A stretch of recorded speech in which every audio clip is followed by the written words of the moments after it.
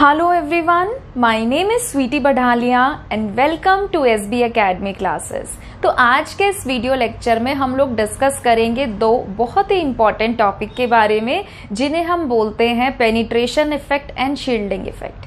ये दो टॉपिक अपने आप में बहुत ही इंपॉर्टेंट टॉपिक होते हैं क्योंकि कल मैं डी और एफ ब्लॉक चैप्टर पढ़ा रही थी क्लास 12th का, और वीडियो बनाने के दौरान ही मुझे इस चीज़ का रियलाइजेशन हुआ कि मैं वहाँ पर मैंने वर्ड बोला था, penetration effect and shielding word मैंने यूज किया था।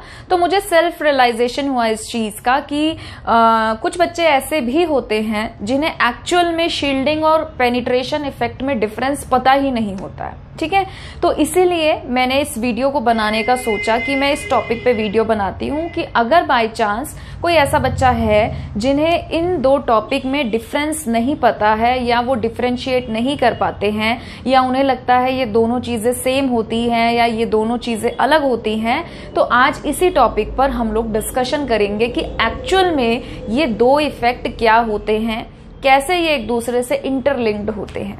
ठीक है, अगर आप लोगों को ये वीडियो पसंद आए तो मुझे जरूर कमेंट सेक्शन में बताइए कि आपको ये टॉपिक समझ में आया है और ये वीडियो पसंद आया। चलिए शुरू करते हैं। सबसे पहले हम लोग डिस्कस करेंगे पेनिट्रेशन इफेक्ट के बारे में। ठीक है, हम लोग डिस्कस करेंगे कि भाई पेनिट्रेशन इफेक्ट क्या होता है।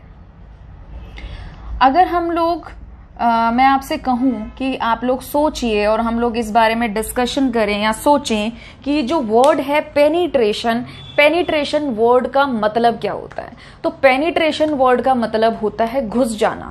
ठीक है, एंटर कर जाना। तो इसी वर्ड से रिलेटेड इसका मतलब यहां पर छुपा हुआ है। हम सभी को पता है कि अगर हम बात करें एटम के स्ट्रक्चर की, तो एटम के स्ट्रक्चर में सेंटर में क्या होता है, न्यूक्लियस। हम सभी को पता है कि एटम के सेंटर में क्या होता है, न्यूक्लियस।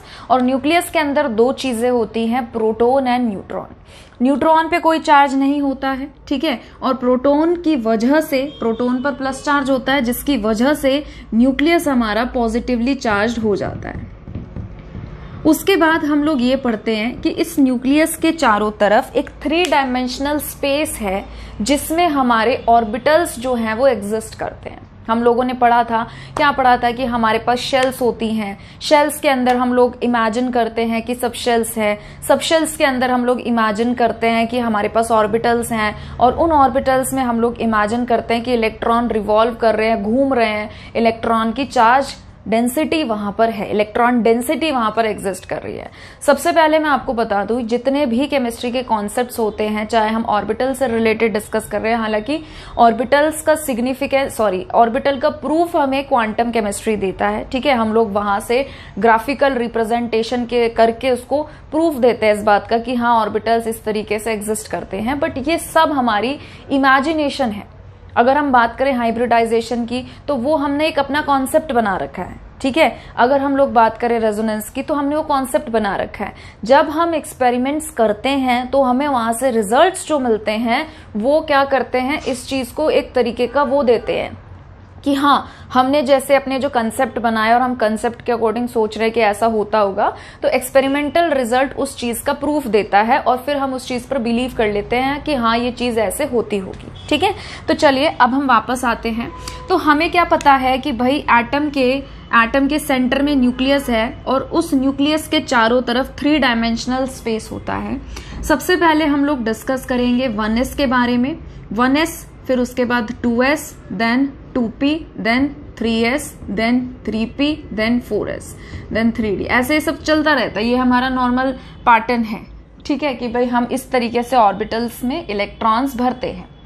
तो अगर हम लोग बात करें सबसे पहले ऑर्बिटल की, तो न्यूक्लियस के सबसे पास कौन सा ऑर्बिटल होता है, 1s। तो 1s जो है उसकी जो शेप होती है वो कैसी शेप होती है, स्फेरिकल। 1s की जो शेप होती है वो क्या होती है, स्फेरिकल। ठीक है, फिर हम लोग क्या कहते हैं कि 1s के बाद क्या आता है, 2s।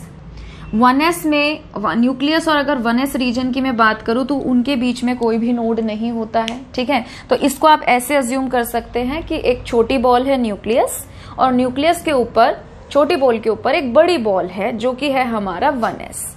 क्या ये बात सभी को क्लियर है? ठीक है, तो यहां पर इलेक्ट्रॉन्स जो हैं वो घूम रहे हैं, इस रीजन में इलेक्ट्रॉन घूम सकते हैं। आप समझ रहे हैं कि जैसे ये छोटी बॉल है, इसके ऊपर जो बड़ी बॉल बनी हुई है उसमें इलेक्ट्रॉन कैसे भी घूम सकता है। इलेक्ट्रॉन ऐसे यहाँ पे ऐसे भी घूम सकता है, इलेक्ट्रॉन यहाँ पे ऐसे भी घूम सकता है, ऐसे भी घूम सकता है।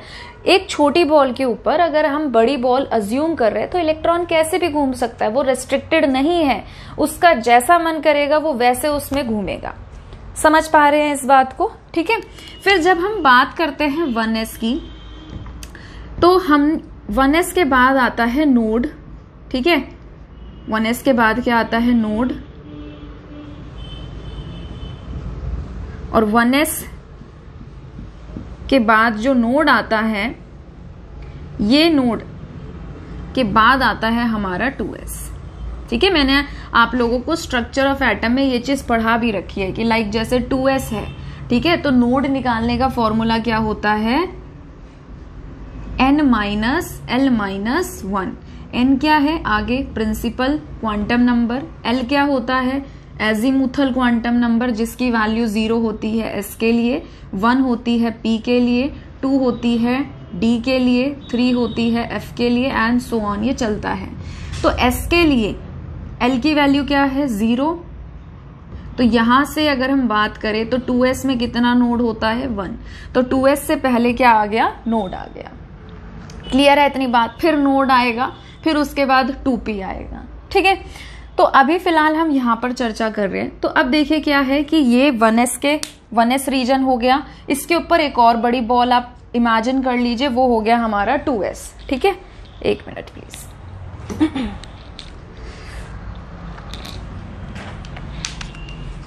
तो यहां पे हमारे पास क्या है?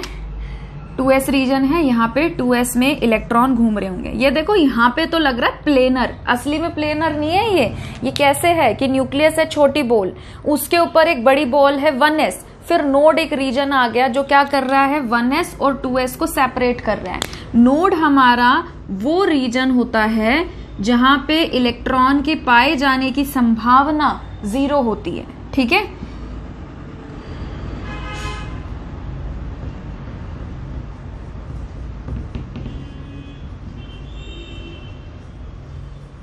probability of finding the electron is 0। ये किसकी बात की है मैंने? नोड की। नोड ऐसा रीजन है। और अगर ऑर्बिटल की बात करूंगी तो ऑर्बिटल हमारा ऐसा रीजन है जहां पे इलेक्ट्रॉन के पाए जाने की संभावना मैक्सिमम होती है। तो ये सब चीजें मैं आपको ऑलरेडी स्ट्रक्चर ऑफ एटम में पढ़ा चुकी हूं। ठीक है, अभी हम लोग ये चीज डिस्कशन करेंगे कि पेनिट्रेशन इफेक्ट क्या होता है, फिर उसके बाद हम शील्डिंग पे आएंगे। तो देखिए, हमें ये पता है कि 1s हमारा वो रीजन है जहां पे इलेक्ट्रॉन घूमता है। अब उस रीजन में, उस स्पेस में इलेक्ट्रॉन घूम रहे हैं, और इलेक्ट्रॉन पे चार्ज कैसा होता है? नेगेटिव। न्यूक्लियस पे कैसा चार्ज है? पॉजिटिव। पॉजिटिव और नेगेटिव दोनों एक दूसरे को क्या करते हैं? अट्रैक्ट। तो ये क्या करेगा? ये न्यूक्लियस इस 1s के इलेक्ट्रॉन को अपनी तरफ अट्रैक्ट करेगा, खींचेगा। तो जो हमारी जैसे ये हमारा न्यूक्लियस है, ये छोटी बॉल है, इसके ऊपर जो बड़ी बॉल हमारी थी वो अट्रैक्शन की वजह से क्या होगा? थोड़ा सा न्यूक्लियस की तरफ शिफ्ट हो जाएगी। यहां से भी शिफ्ट हो गई, यहां से भी शिफ्ट हो गई, इधर से भी शिफ्ट हो गई, यहां से।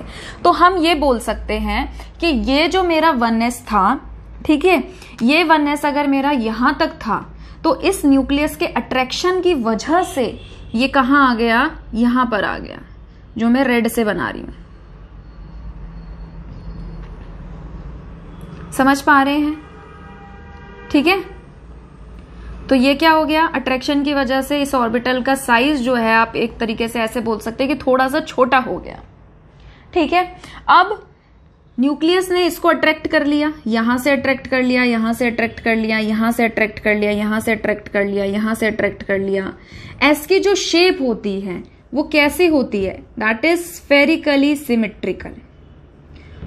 वो स्फेरिकल तो है ही है, साथ के साथ सिमेट्रिकल भी है। तो सिमेट्रिकल, जितनी ज्यादा सिमेट्री होती है हर दिशा से, उस पे इफेक्ट बराबर का लगता है। जितनी ज्यादा सिमेट्री होगी, अब भाई एक स्फीयर है, स्फीयर क्या है, गोल, तो हर दिशाओं से उस पे क्या लग रहा है, इफेक्ट बराबर का लग रहा है। न्यूक्लियस उसको जितना आगे से थोड़ा अट्रैक्ट कर रहा है, उतना ही पीछे से अट्रैक्ट कर रहा है, उतना ही यहां से अट्रैक्ट कर रहा है, उतना ही यहां से अट्रैक्ट कर रहा है, ऊपर से भी उतना, नीचे से भी उतना। समझ पा रहे हो? तो जो हमारा 1s का बड़ी बॉल थी वो थोड़ी सी क्या हो जाएगी, पेनिट्रेट, मतलब एक तरीके से साइज उसका क्या हो जाएगा, थोड़ा सा छोटा। अभी तक पेनिट्रेशन इफेक्ट नहीं आया है, अभी तो 1s जो है वो थोड़ा सा खिसका है, अट्रैक्शन की वजह से थोड़ा सा क्या हो गया, कॉन्ट्रैक्ट कर गया है। इतनी बात सभी को समझ में आई। उसके बाद देखिए अब क्या होगा, न्यूक्लियस ने 1s को अट्रैक्ट कर लिया और उसका साइज थोड़ा सा छोटा हो गया। नॉर्मली इतना होना चाहिए था, अट्रैक्शन की वजह से न्यूक्लियस ने उसको अट्रैक्ट करके इतना कर दिया। अब in the same way nucleus क्या करेगा, 2s को अट्रैक्ट करेगा, 2s को भी अट्रैक्ट करेगा।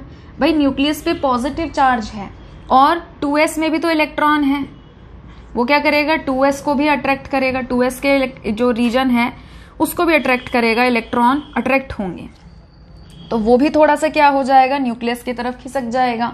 और जो हम उसका साइज एक्सपेक्ट कर रहे थे या जो उसका रीजन हम लोग एक्सपेक्ट कर रहे थे कि भाई बाउंड्री यहां तक होगी, वो अट्रैक्शन की वजह से वो भी क्या हो जाती है, थोड़ी सी कम।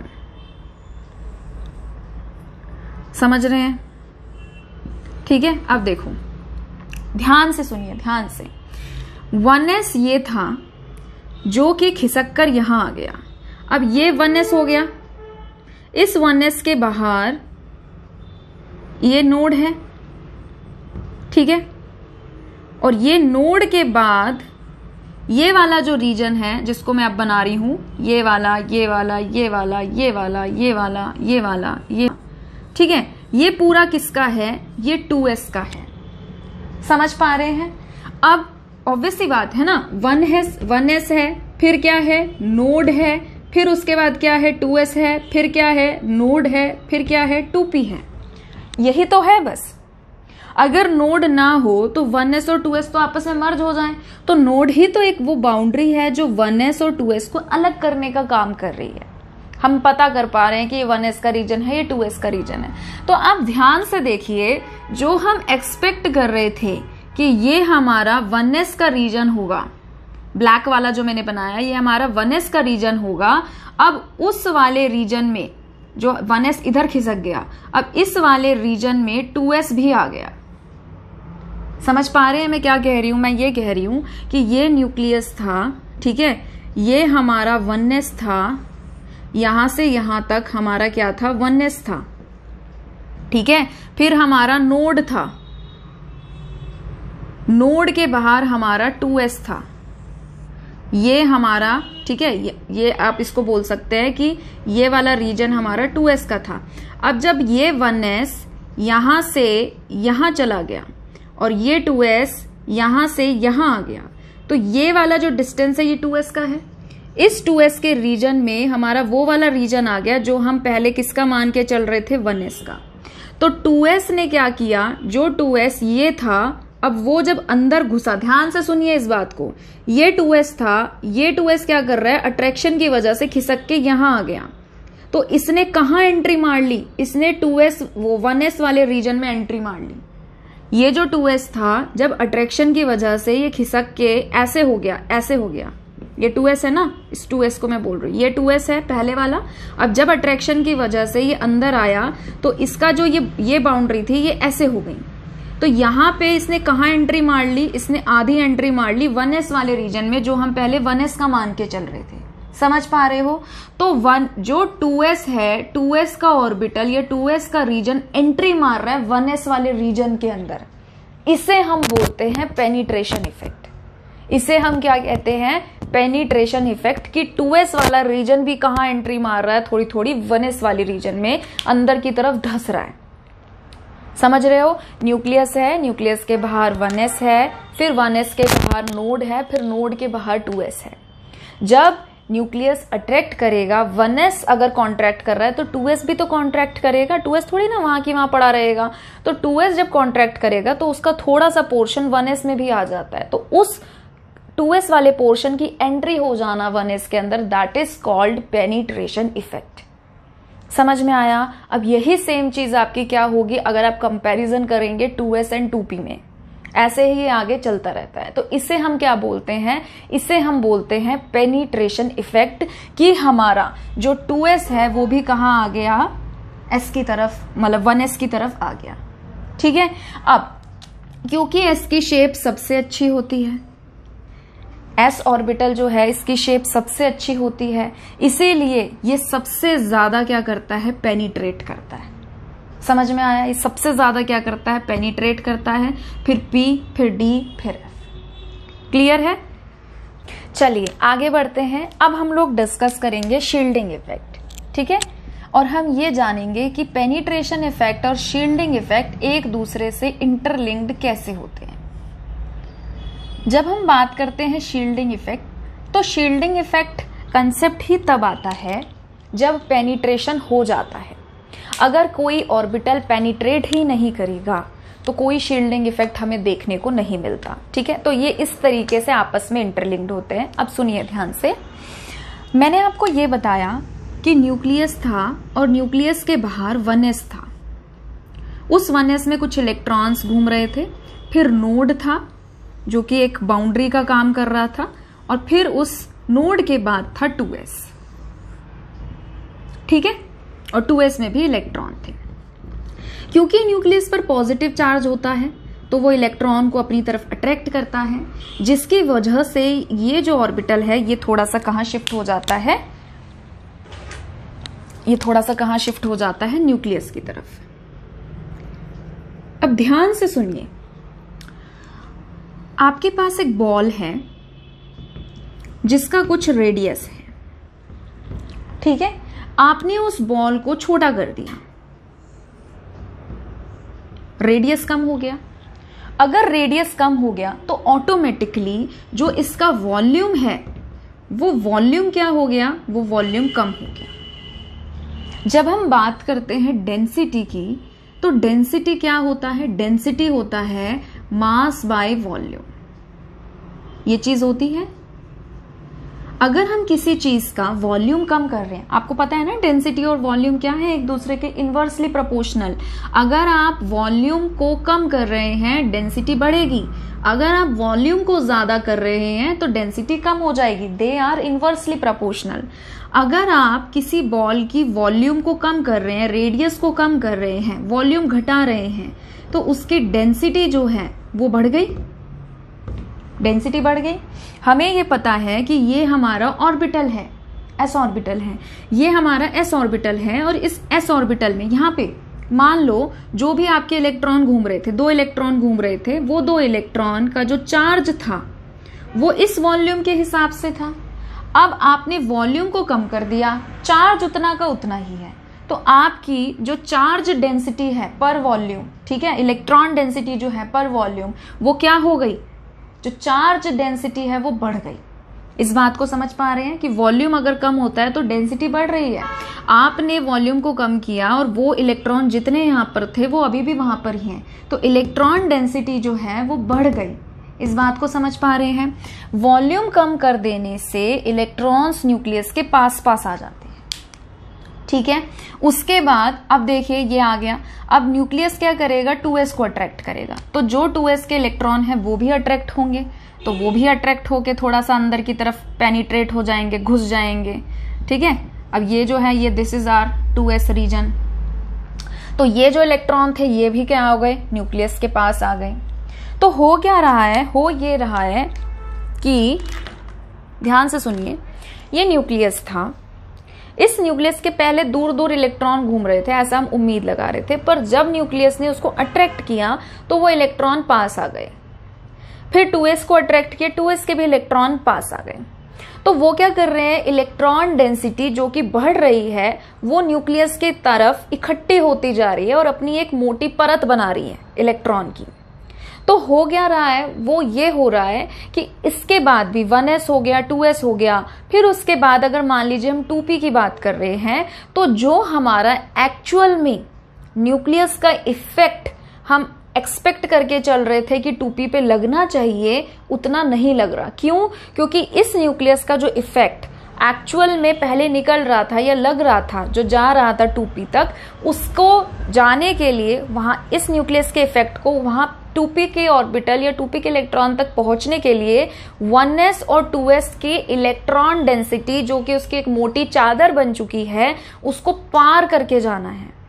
तो वो इफेक्ट अगर मान लो 10% अगर मान लो यहां से लग रहा था उस पर सपोज, या मान लो आप उम्मीद लगा के बैठे थे कि 100% वो उस 2p पे लग रहा होगा, तो वो 100% ना लगकर कितना लगेगा, 90%, 80%, 70%, जितना लगना है लगेगा, बट 100% नहीं लगेगा। जो न्यूक्लियस के सबसे पास होता है, न्यूक्लियस का इफेक्ट सबसे ज्यादा उस पर लगता है। न्यूक्लियस उसको अट्रैक्ट कर लेता है, वो इलेक्ट्रॉन पास पास आ जाते हैं, इलेक्ट्रॉन की डेंसिटी इतनी ज्यादा बढ़ जाती है न्यूक्लियस के चारों तरफ कि वो एक मोटी मैं आपको समझाने के लिए बोल रही हूँ कि वो एक तरीके की मोटी चादर बना लेते हैं। अब आप उस मोटी चादर से एक्सपेक्ट कर रहे हो कि भाई न्यूक्लियस का इफेक्ट उस मोटी चादर के आने के बाद भी उतना ही लगेगा जितना कि पास वाले पे लग रहा है, तो ऐसे नहीं होता। ठीक है, ऐसे नहीं होता। कल भी मैं आपको एक चीज समझा रही थी कि यहां से कुछ आ रहा है और आपने यहां पर एक मोटी दीवार खड़ी कर दी, तो क्या वो इफेक्ट या कोई रेज अगर यहां से आ रही है, तो क्या वो रेज उस जो भी मोटी दीवार है, मोटी दीवार मतलब पत्थर की दीवार नहीं, मेरे कहने का मतलब यह है कि आपने कुछ भी यहां पर लगा दिया, ठीक है, तो वो जो यहां से निकल रहा है वो मतलब उसको पार करके ही तो बचा कुचा बाहर निकलेगा। तो हम लोगों ने क्या चीज देखी कि भाई 1s और 2s वो इतना पास आ गए न्यूक्लियस के कि उन्होंने क्या कर लिया, न्यूक्लियस को कवर कर लिया और एक शील्ड बना ली।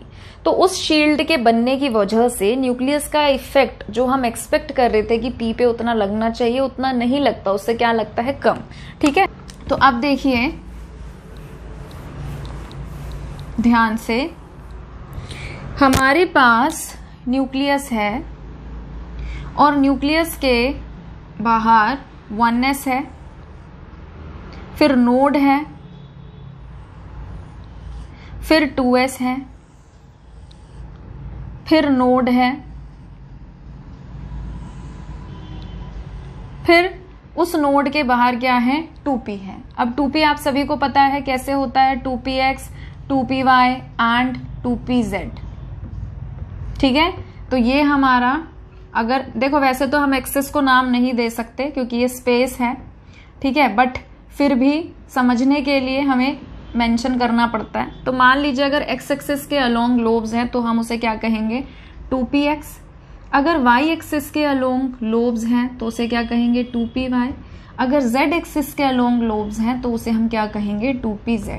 इतनी बात सभी को समझ में आई। ठीक है, तो अब देखिए, मान लीजिए मेरी एक्स एक्सिस है, तो ये हो गया 2px, ये हो गया 2py और ये हो गया 2pz।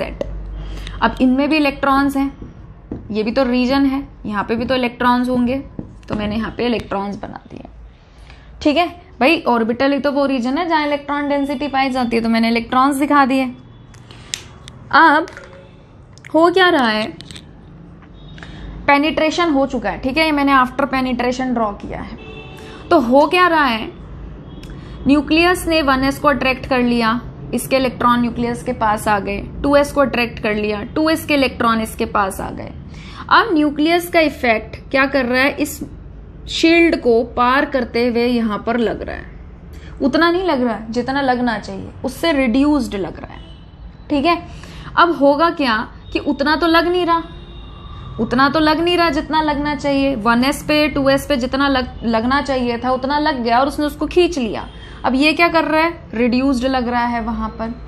जैसे ही ये इसको अट्रैक्ट करेगा, ठीक है, इसको अट्रैक्शन को दिखाती हूं कि भाई ये इसको अट्रैक्ट करेगा, यहां से न्यूक्लियस कर रहा है ना अट्रैक्ट, तो ये कर रहा है अट्रैक्ट, ये कर रहा है अट्रैक्ट, ये न्यूक्लियस यहां से कर रहा है अट्रैक्ट, ये यहां से कर रहा है अट्रैक्ट। जैसे ही p ऑर्बिटल न्यूक्लियस के पास आने की कोशिश करेगा, ठीक है, तो ये क्या करेगा, ये जो 2s के इलेक्ट्रॉन हैं, 2s के जो इलेक्ट्रॉन हैं जो न्यूक्लियस को शील्ड बनाने का काम कर रहे हैं, आप सभी को पता है ना इलेक्ट्रॉन पे चार्ज कैसा होता है, नेगेटिव, और सेम चार्ज क्या करते हैं, एक दूसरे को रिपेल करते हैं, सेम चार्ज क्या करते हैं, एक दूसरे को रिपेल करते हैं।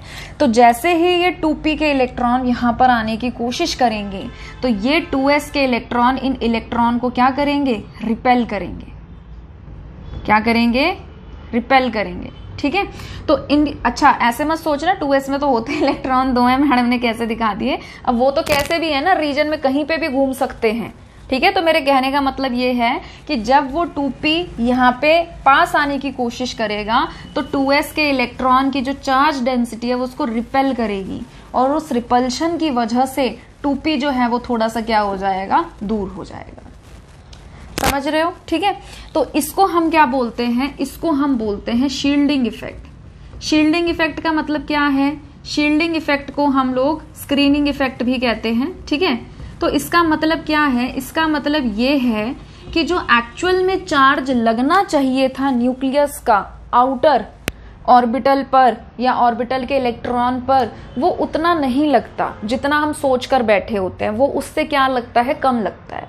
क्यों लगता है, क्योंकि अंदर के जो इनर इलेक्ट्रॉन्स होते हैं वो ऑलरेडी न्यूक्लियस से अट्रैक्ट होकर एक शील्ड बना के बैठ जाते हैं और जो इफेक्ट लगना होता है, ठीक है, जो इफेक्ट एक्चुअल में लगना होता है वो उतना ना लग के थोड़ा सा यहाँ रुक जाता है और फिर कुछ बचा हुआ वहां पर लगता है।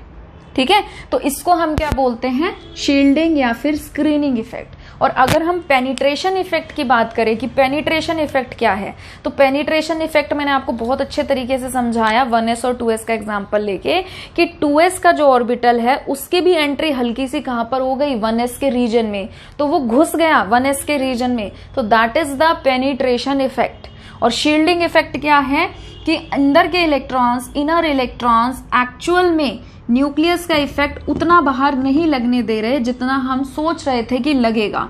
थोड़ा सा इफेक्ट यहाँ पर रुक जाता है और उसके बाद जो बचा हुआ चार्ज होता है वो बाहर के आउटर इलेक्ट्रॉन पे लगता है। इसीलिए जब हम इफेक्टिव न्यूक्लियर चार्ज निकालते हैं, ठीक है, तो हम क्या करते हैं, एक्चुअल में जो न्यूक्लियर चार्ज है उसमें से माइनस करते हैं हमारा शील्डिंग या फिर स्क्रीनिंग इफेक्ट। ये इसको बोलते हैं हम स्क्रीनिंग कांस्टेंट या शील्डिंग कांस्टेंट, वैल्यू होती है ये। तो हम एक्चुअल न्यूक्लियर चार्ज में से शील्डिंग कितनी हुई उसको सब्ट्रैक्ट करके बताते हैं कि हमारा Z इफेक्ट है या फिर इफेक्टिव न्यूक्लियर चार्ज कितना इफेक्ट है जो एक्चुअल में बाहर वाले आउटर इलेक्ट्रॉन पे लगा। ठीक है, अब देखिए अगर हम बात करें पेनिट्रेशन और शील्डिंग की, तो ये मल्टी इलेक्ट्रॉन सिस्टम में होते हैं। ये वहां पर पाए जाते हैं ये इफेक्ट जहां पर मल्टी इलेक्ट्रॉन्स हो, एक से ज्यादा इलेक्ट्रॉन्स हो। अगर आपने कभी स्ट्रक्चर ऑफ एटम चैप्टर जब पढ़ा था तो वहां पे लास्ट में चैप्टर के एंड में एक टॉपिक आता है एनर्जी लेवल डायग्राम। अगर आपने देखा हो एनर्जी लेवल डायग्राम को तो सबसे पहले हाइड्रोजन का एनर्जी लेवल डायग्राम दिखाते हैं, उसके बाद मल्टी इलेक्ट्रॉन जो हमारे एटम्स होते हैं उनका एनर्जी लेवल डायग्राम दिखाते हैं। ठीक है, और उसमें हम लोग क्या देखते हैं, हम लोग ये देखते हैं कि सबसे पहले अगर हम बात करें फर्स्ट शेल की, तो ये हमारे पास होता है जिसमें n की वैल्यू हमारे पास 1 होती है, तो ये होता है हमारा 1s। उसके बाद अगर हम बात करें सेकेंड एनर्जी शेल की, n की वैल्यू जो 2 होती है, यहाँ पे हमारे पास होता है 2s एंड 2p।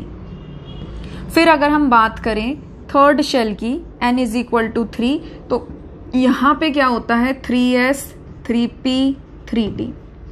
अगर हम लोग बात करें फोर्थ एनर्जी शेल की, n इज इक्वल टू 4, तो यहाँ पे क्या होता है 4s, 4p, 4d, 4f।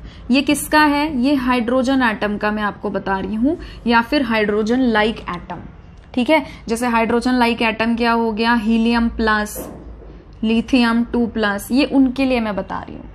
ठीक है, अगर आपके पास मल्टी इलेक्ट्रॉन सिस्टम है, ऐसा एटम है जिसमें एक से ज्यादा इलेक्ट्रॉन हो, तो वहां पे ये जो डीजेनरेसी है कि जैसे 2s और 2p की एनर्जी सेम है, 3s, 3p, 3d की एनर्जी सेम है, 4s, 4p, 4d, 4f की एनर्जी सेम है। ठीक है, ये एनर्जी लेवल डायग्राम होता है, यहाँ पे ये होती है एनर्जी। ठीक है, तो जो एनर्जी होती है इनकी सेम होती है यहाँ पर, बट अगर आप इनकी एनर्जी को कंपेयर करो उन एटम के एनर्जी लेवल डायग्राम्स में जिनमें एक से ज्यादा इलेक्ट्रॉन पाए जाते हैं, तो इनकी एनर्जी स्प्लिट हो जाती है। ठीक है, इनकी एनर्जी क्या हो जाती है, स्प्लिट हो जाती है। तो इनकी स्प्लिटिंग एक्चुअली इसी वजह से होती है क्योंकि पेनिट्रेशन और शील्डिंग इफेक्ट लगता है। हाइड्रोजन या हाइड्रोजन लाइक स्पीशीज में एक ही इलेक्ट्रॉन होता है। एक इलेक्ट्रॉन, ठीक है, क्या तो अट्रैक्ट होगा न्यूक्लियस की तरफ, और लो चलो भाई हो भी गया अगर, तो दूसरे जो आउटर रीजन है उनमें तो इलेक्ट्रॉन है ही नहीं। जब आउटर रीजन के इलेक्ट्रॉन इनर ऑर्बिटल के रीजन में आ ही नहीं रहे हैं, इनर की तरफ आ ही नहीं रहे हैं, तो किसको नाम दोगे आप पेनिट्रेशन का? पेनिट्रेशन का तो मतलब यही होता है घुसना, कि मेरे घर में कोई घुस गया सपोज, तो मैं कह रही हूँ पेनिट्रेशन इफेक्ट लग गया, ठीक है। अब है ही अगर सिंगल इलेक्ट्रॉन, तो कौन किसके घर में घुसेगा, समझ रहे हो? तो पेनिट्रेशन इफेक्ट और शील्डिंग इफेक्ट वहां लगता है जहां पर एक से ज्यादा इलेक्ट्रॉन होते हैं, और जब ये इफेक्ट लगता है, ठीक है, तो डीजेनरेसी जो है वो एक्सप्लॉइट हो जाती है, खत्म हो जाती है। डीजेनरेसी का मतलब होता है सेम एनर्जी। कई बार मैं बता चुकी हूँ, ठीक है, और मैं कई टॉपिक पढ़ाती हूँ तब भी डीजेनरेसी का मतलब मैं आपको समझाती रहती हूँ। डीजेनरेसी का मतलब क्या है, सेम एनर्जी, ठीक है। अब देखिए, अगर हम अदर एटम वाले की बात कर रहे हैं, पहली एनर्जी शेल है, n=1 है, ठीक है, 1s है। अब जब हम बात करेंगे n=2 की, तो एक्चुअल में 2s और 2p आते हैं। सेकेंड शेल में हमारे पास, और ये सब शेल कौन कौन सी होती है, 2s और 2p। बट जब हमारे पास एक से ज्यादा इलेक्ट्रॉन्स होते हैं, ठीक है,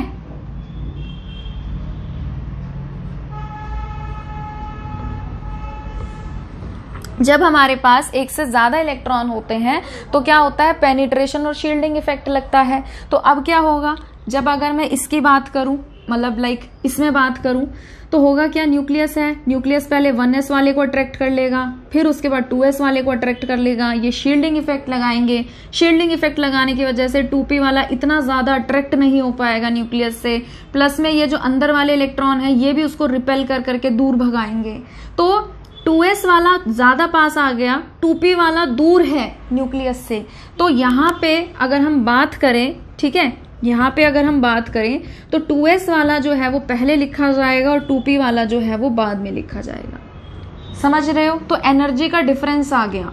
एनर्जी जो है 2s और 2p की वो अलग हो गई, जबकि यहाँ पर 2s और 2p की एनर्जी क्या है, सेम है, ठीक है। तो यहाँ पे डीजेनरेसी एग्जिस्ट कर रही है, सेम डीजेनरेसी, ठीक है, यहाँ पे डीजेनरेसी जो है वो एग्जिस्ट कर रही है, जबकि यहाँ पे जो डीजेनरेसी है वो एग्जिस्ट नहीं कर रही है। ऑर्बिटल्स की या सबशेल्स की सेम एनर्जी नहीं है। क्लियर है, समझ में आ रहा है आप लोगों को, ठीक है। तो होता क्या है कि जो पेनिट्रेशन और शील्डिंग इफेक्ट होता है, ये कंसेप्ट वहां पे लगता है जहां पे एक से ज्यादा इलेक्ट्रॉन हो, ठीक है। अगर कहीं पर एक इलेक्ट्रॉन है तो वहां पर पेनिट्रेशन और शील्डिंग इफेक्ट का कंसेप्ट नहीं लगता है, वहां डीजेनरेसी मेंटेन रहती है। एक ही इलेक्ट्रॉन है, क्या रिपेल करेगा, ठीक है, क्या रिपल्शन होगा, क्या अट्रैक्शन होगा। एक सिंगल इलेक्ट्रॉन क्या कर सकता है, कुछ नहीं कर सकता, ठीक है। तो आज के लिए इतना ही। अगर आप लोगों को ये वीडियो पसंद आया है तो मुझे नीचे कमेंट सेक्शन में जरूर बताइए कि आपको ये वीडियो पसंद आया है। प्लीज इसे लाइक करिए, शेयर करिए, चैनल को सब्सक्राइब करिए। जल्दी मिलेंगे एक नई वीडियो के साथ। अपना ध्यान रखिए। Thank you.